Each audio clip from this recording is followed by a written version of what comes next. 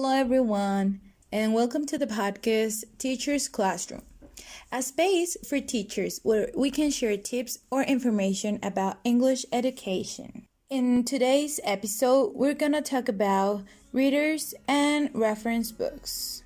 So, let's start. Do you know what are readers? Another type of book used in the EFL classroom is the simplified or rated reader. But what is the difference between those two readers? Simplified readers are books that have had the language level simplified to help second language learners to read them.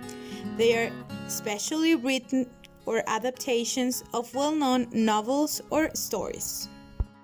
On the other hand, graded readers are books that have complex and interesting stories, but are written in a way that is comfortable for English language learners at every stage. The language content is graded according to specified levels by restricting the vocabulary and grammatical structures. For most language learners, reading a book in English would be a difficult task. They will find too many unknown words, which will make understanding the book very difficult. Research has shown that students who read in English improve in every area of language learning at a faster rate than students who don't read.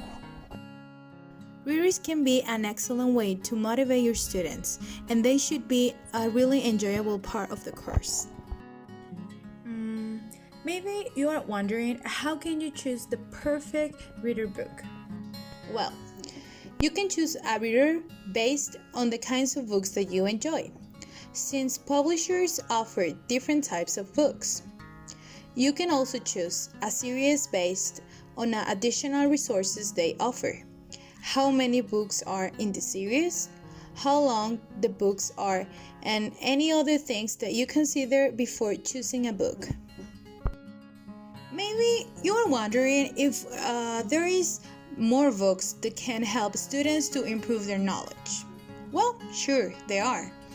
There are a number of books which aim to provide practice in language and skills work, which can also use to implement the course book. Those are books of language games or songs, role plays and simulations, chants, and drills. Selecting activities from these books can add variety and enjoyment to your lesson.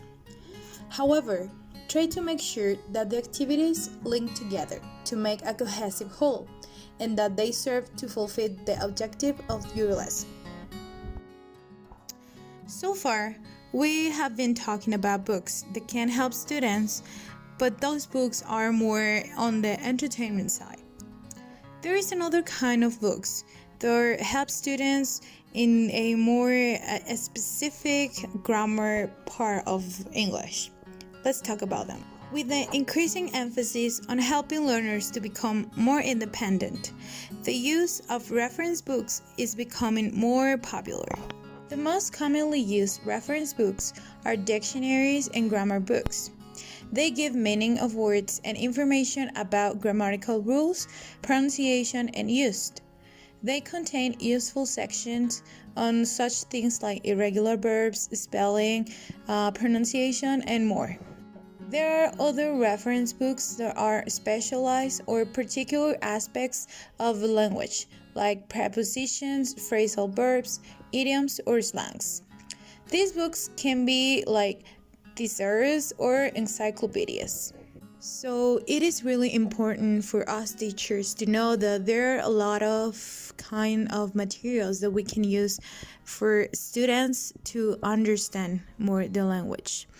But how can we really use those reference books in the classroom? Well, before the student can use reference books to help them in their studies, they need to be taught how to use them. You might want to plan one or more lessons, particularly at the beginning of the course, to help the students make the best use of any reference book they have access to, in particular their dictionary and grammar books. Once the students have good reference skills, you can integrate the use of reference books into lessons, dealing with grammar, vocabulary, pronunciation, and skill practice, and set homework which involves student use of reference books. So, this is all for today. I hope the information that we share in the podcast will be useful for you, not just to know that there are so many kinds of books that we can use, but also that to know how to use them. So, see you next time. Bye.